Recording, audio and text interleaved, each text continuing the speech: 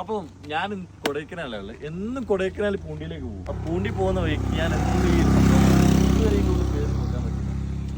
ഏതായാലും നോക്കിയാൽ ജസ്റ്റ് ഒന്ന് കയറിയിട്ട് വാ. ടിക്കറ്റ് കിട്ടിയാ? ഓ ടിക്കറ്റ് കിട്ടി. അത് പൈക്കുട്ടികളാട്ടോ. ഏതാ?